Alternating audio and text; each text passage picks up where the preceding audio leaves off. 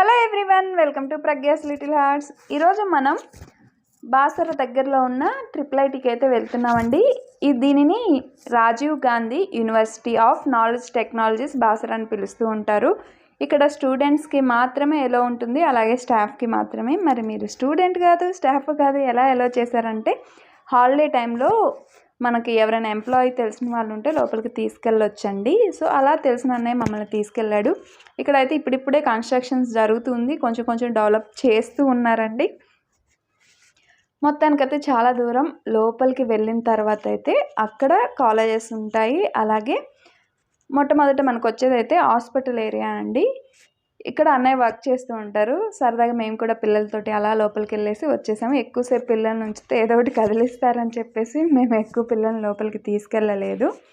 ఇక్కడే lab, hospital area మొత్తం ఇక్కడే ఉంటుందండి. దీని తర్వాతనే గెస్ట్ హౌస్ ఉంటుంది ప్రొఫెసర్స్ వాళ్ళది. అలాగే దాని తర్వాత స్టాఫ్ క్వార్టర్స్, ఆ తర్వాత హాస్టల్స్ అన్నీ ఉంటాయండి. ఇక్కడ మనకి అడ్మిన్ ఏరియాలో కానీ కాలేజెస్లో కానీ స్టూడెంట్స్కి మొబైల్ ఎలో లేదండి. ఇక వాళ్ళ హాస్టల్స్లో ఇట్లా క్యాంపస్లో యూస్ చేసుకోవచ్చు.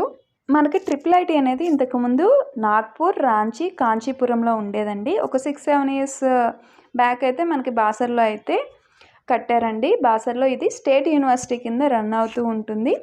ఇందులో అడ్మిషన్ అనేది మనకి బీటెక్ కానీ ఎంటెక్ కానీ తీసుకోవచ్చు. బీటెక్ 6 years ఉంటుంది, 4 years కూడా ఉంటుందండి. 6 years దానికి వచ్చేసి మనం 10th స్టేట్ గవర్నమెంట్ స్కూల్లో చదివి ఉండాలి. 95% ఏమంటారు CGPA ఉండాలి.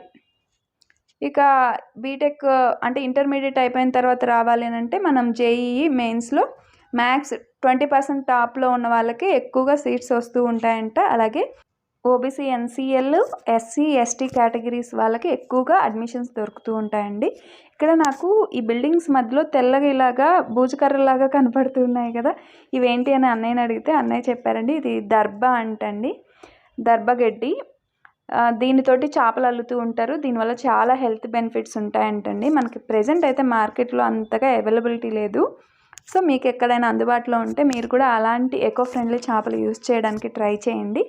ఇక కాలేజ్ విషయానికి వచ్చేసినట్లయితే చెప్పాను కదండి బీటెక్, ఎంటెక్ గురించి. ఒకవేళ మీరు 10th వచ్చినా కానీ మళ్ళీ ఇంటర్మీడియట్ అయిపోయిన తర్వాత బీటెక్ దానికి అగైన్ క్వాలిఫై అయ్యి మళ్ళీ రావాలంటండి. ఇక ఎంటెక్ కూడా అంతే, ఏదో మేబీ ఎంట్రన్స్ ఉంటుంది, నాకు అంత క్లియర్గా తెలియదు. నాకు తెలిసిన ఇన్ఫర్మేషన్ వరకు చెప్తున్నానండి. కోర్స్ కంప్లీట్ చేసిన తర్వాత క్యాంపస్ ఇంటర్వ్యూస్ కూడా జరుగుతూ ఉంటాయంటండి. నియర్లీ 70% వరకు సెలక్షన్ జరుగుతుందంట.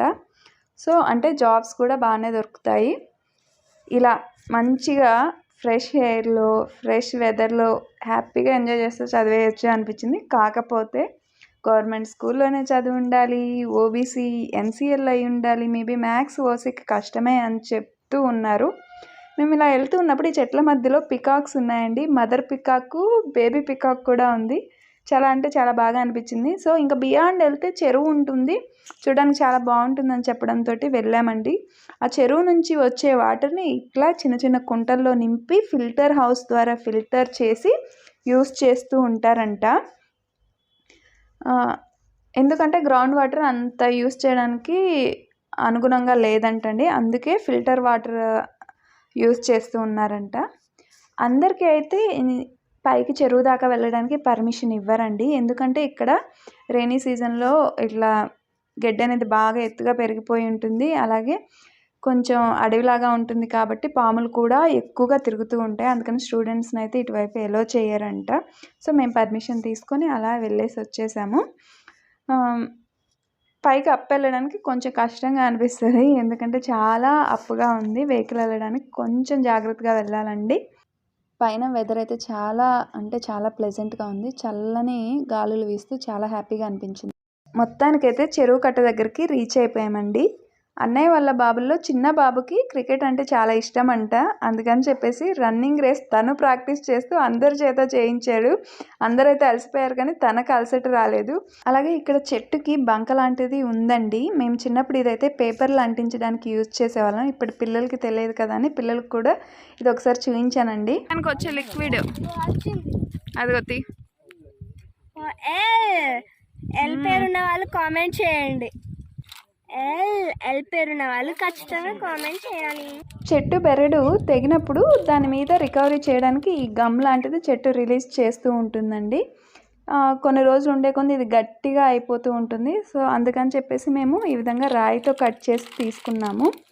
ఇంకా ఎంతవరకు టైం పడుతుంది అన్నీ రావడానికి.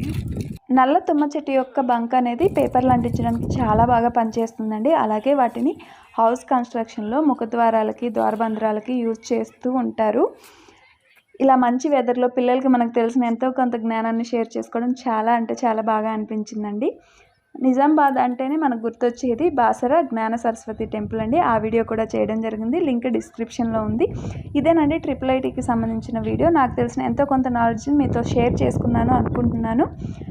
సో ఇలాంటి మంచి మంచి ఇన్ఫర్మేటివ్ వీడియోస్ కోసం please like, share and subscribe. Thank you for watching. Bye bye.